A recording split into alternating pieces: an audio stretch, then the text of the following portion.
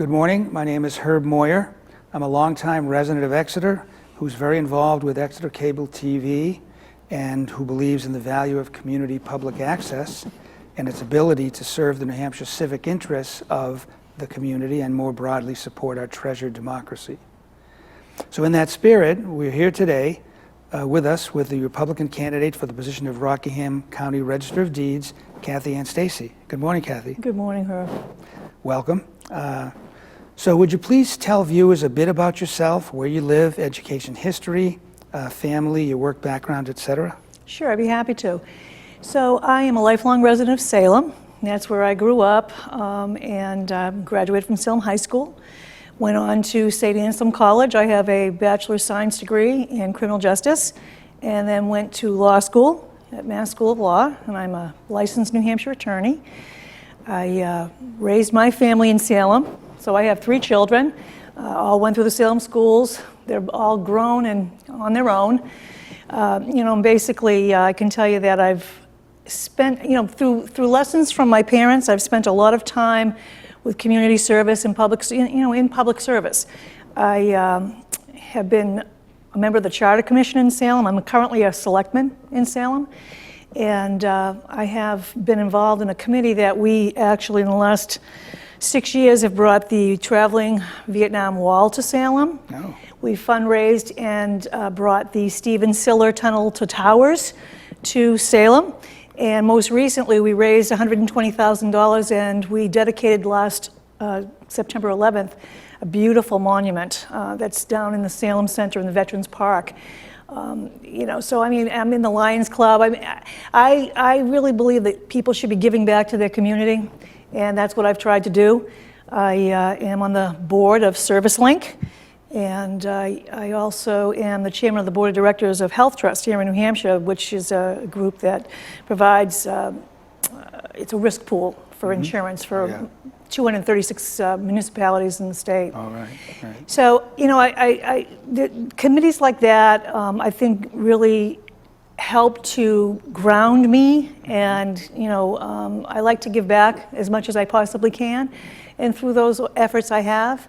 I also currently serve as the president of the New Hampshire Registry of Deeds Association, and I'm a past president of the New Hampshire Association of Counties. So I've been pretty involved, and I enjoy it. I would say, wow.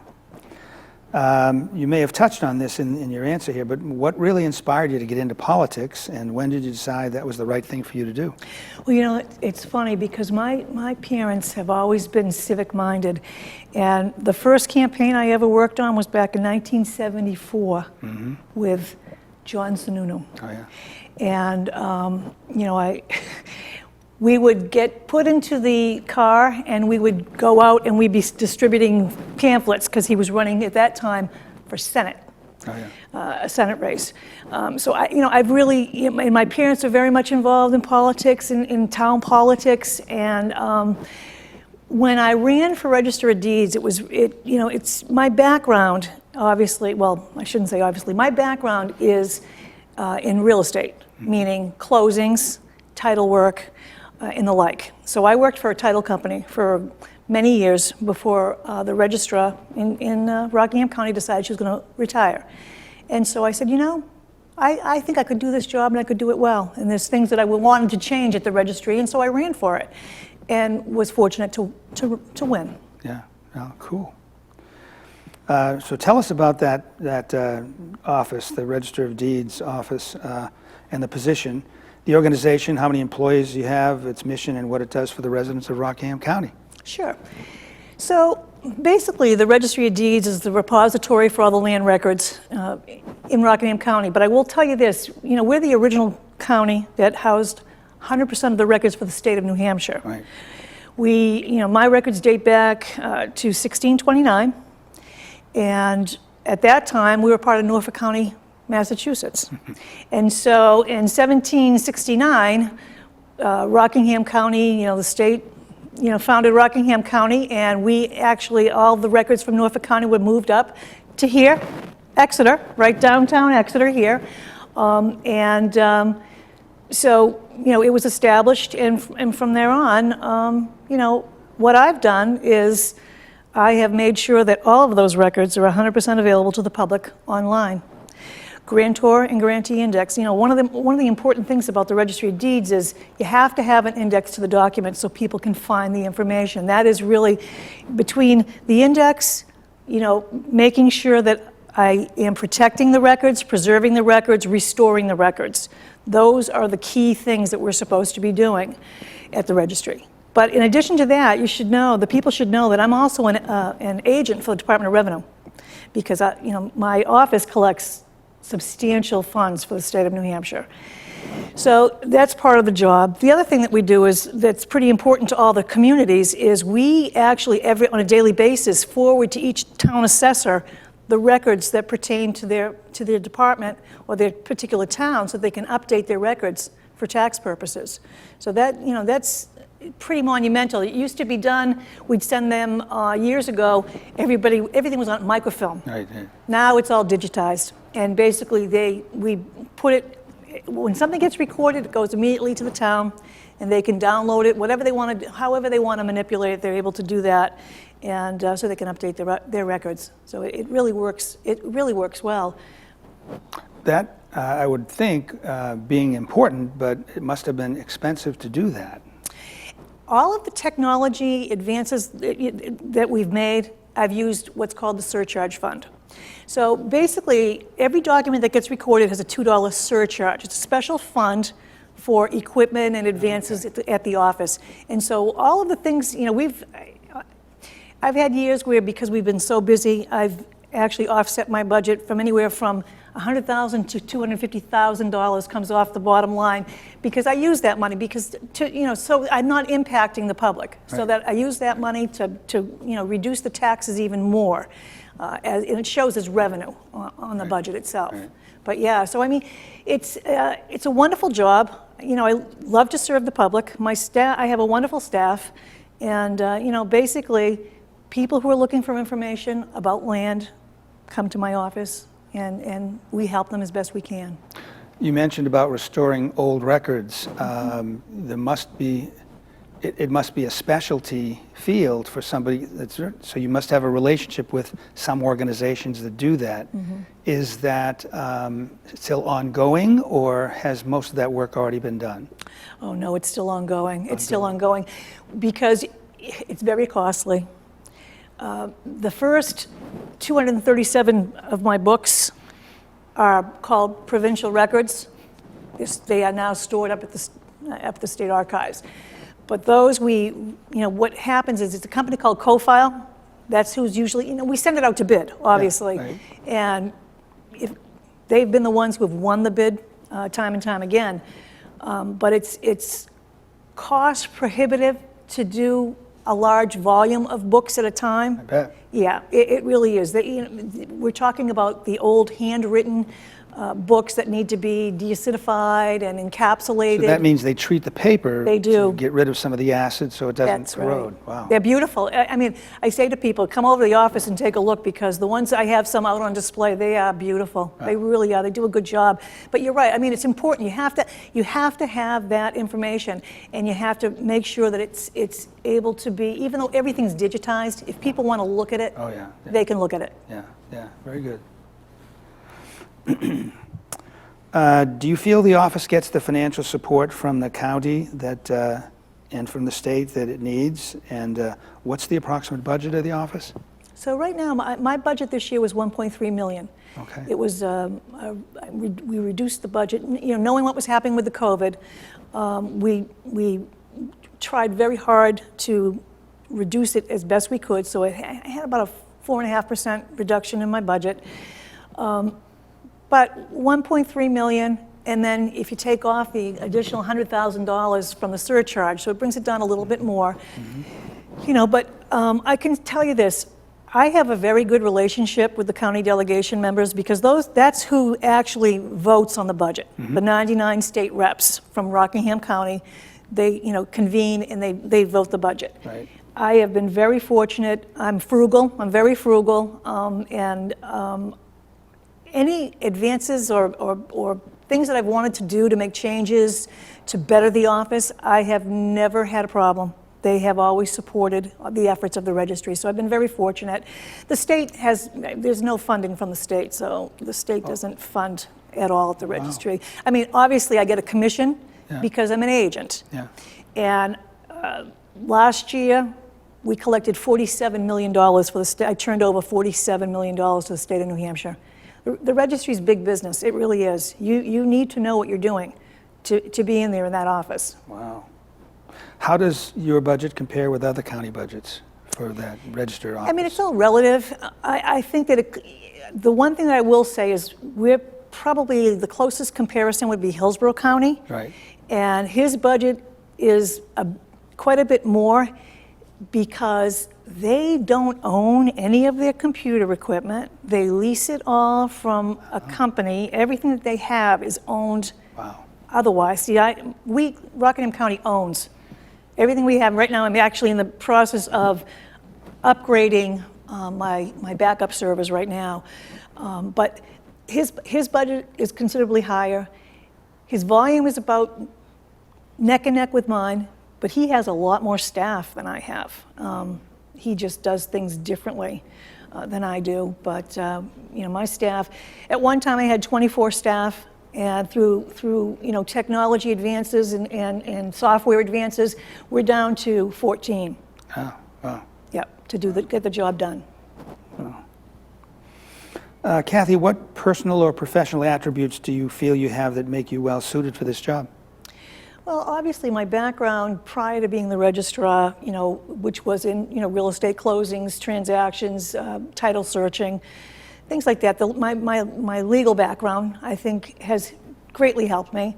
But in addition to that, I've been there for 26 years. I've proven that I believe that I run a wonderful registry for the public. I think that I have the leadership that's needed, the qualities that are needed. And quite honestly, I am forward-thinking. So I'm always looking for newer and better ways to serve the public the best I can. One of the things that I did do was I implemented a program at the registry that is called Property Fraud Alert. So that, because a lot of times people, you watch the television, you hear about, things that are happening, people stealing people's real estate and things like that. So I have a program that's free of charge. I read about that online, by the way. It's wonderful. Yeah. You can sign up for it, and if something gets recorded under your name, you will be notified immediately with a book and page number, so you can take a look and see what it is.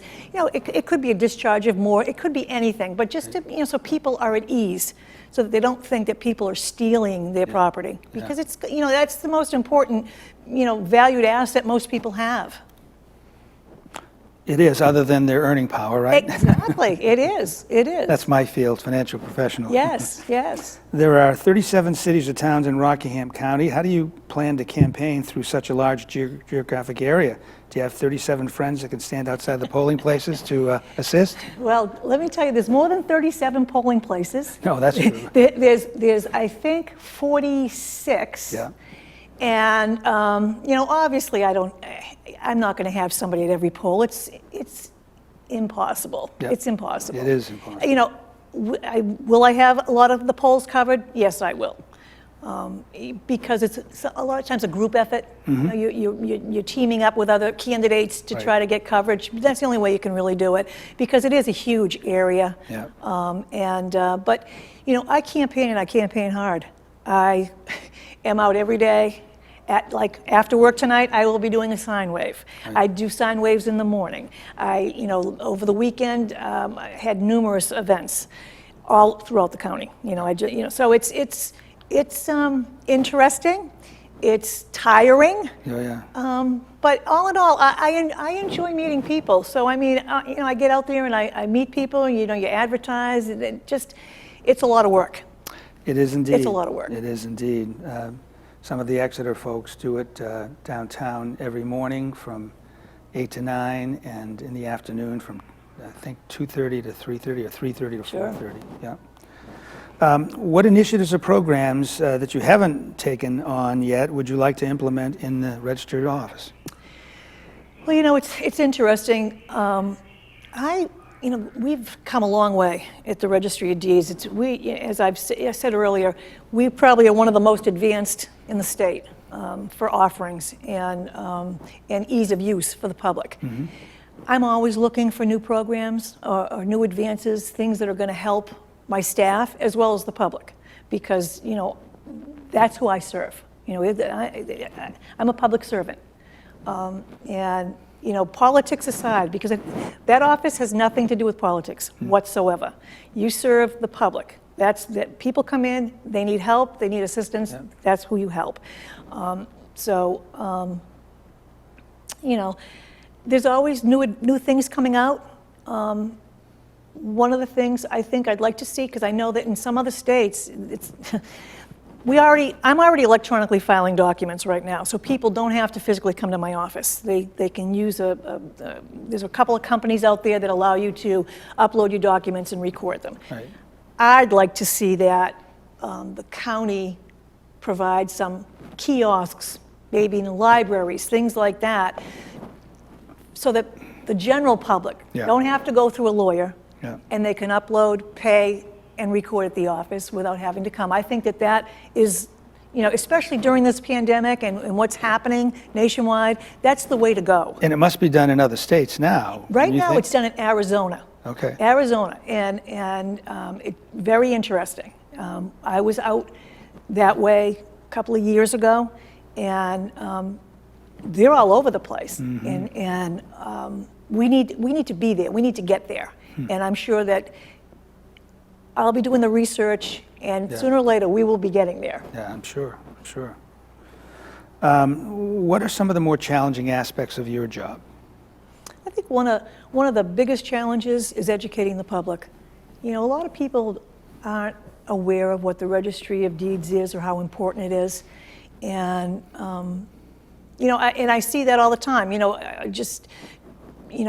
People will call, they think it's the DMV. Yeah. They do. They call. They're looking for, when can I register my car, my boat, and you have to, you laugh, and you lead them in the right direction. But, it's a challenge. Yeah. I think running for this office is a challenge. Mm-hmm. For a position that really is managerial. Mm-hmm. It really is. It's an administration. You have to be able to get in there and administer this office and know what you're doing, because the staff are not running the office. It's a full-time job. So every 2 years, running, and the hard part about it is it's disconcerting for the staff. Not knowing what's going to happen. It makes it difficult. It really does. Yeah. But I think those are some of the challenges. The other thing is, a lot of times you have state reps who are very well-meaning, and they put in legislation that really doesn't do what they think it's going to do, and can have a real negative effect on the registry and the public. And so that can be a challenge, because that sometimes will make it so that I have to leave the office and head to Concord to testify on a bill. Right. And it doesn't happen as much, but it does. You'd think that they would contact any register, right, and just run something by you and check it out, as opposed to having something up there that, then you're kind of at odds. So it's difficult. I hope that doesn't happen repeatedly by the same rep. No.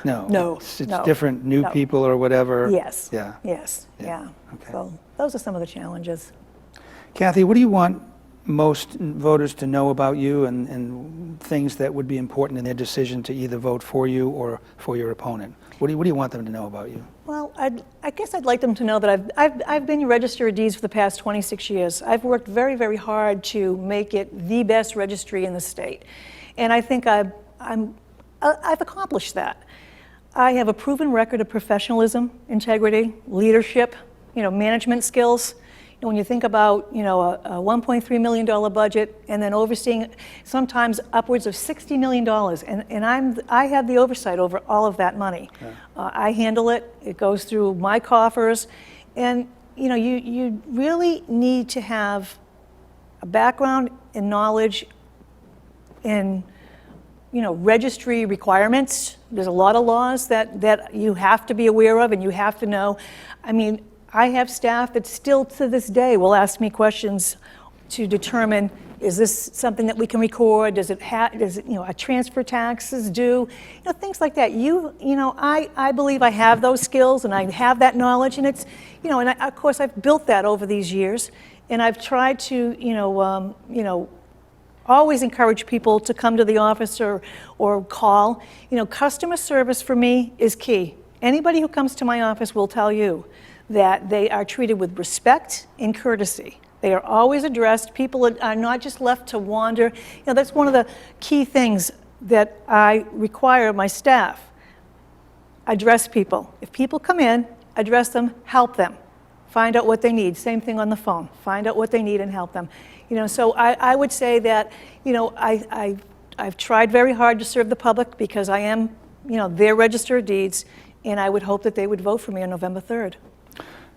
Just for my own information, because I don't know what the cost would be, and if you happen to know some of them off the top of your head, what are some of the transactions that the public engages in other than some that you've mentioned, and what would they pay for those transactions? What are the costs to the public? So basically, the fees for recording documents are set in statute. So right now, for a one-page document, it's a $10 fee plus a $2 surcharge and return postage. Mm-hmm. Discharges are $15. So if you have a document, so the first page is $10 and then $4 each additional page. And I will have you know that the recording fees, those recording fees haven't changed. I've been there 26 years. They haven't changed. Truthfully, they haven't, other than the postage amount, right, which we have no control over. The transfer tax has fluctuated over the years. So if you have a deed, based upon what the purchase price is what you pay. It's $15 per thousand, so you have to pay that. And then a few years ago, the state legislature put into effect Land Community Heritage Investment Program. Mm-hmm. Is funded, right? LCHIP is funded through my office. So every deed, mortgage, plan, and discharge have to pay a $25 LCHIP fee in addition to the regular recording fees. Wow. So, yeah, I mean, when I say to you, I turn over a lot of money to the state, whether it's, the LCHIP or, when I say $47 million, that's lumping transfer tax and the LCHIP together. Right. But, we have one of the highest transfer tax rates in the country. Mm. It's expensive. Yeah. It's expensive. It's perfectly in line with our property taxes. Unfortunately, it is. Unfortunately, it is. But remember, the county tax is usually the smallest. That's true. Smallest tax on your bill.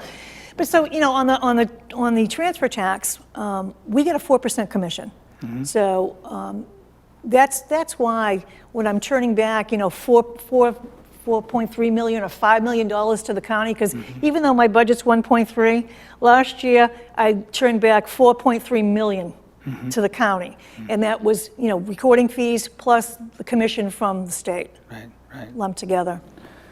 This has been very informative. Is there anything else you'd like to share with your viewers? No, again, I would say to you, go out to my website, take a look. It's nhdeeds.org. You can view anything you'd like to view, but I would encourage you to sign up for Property Fraud Alert because it really is a wonderful program. And again, I ask you for your continued support, and I would appreciate your vote on November 3rd.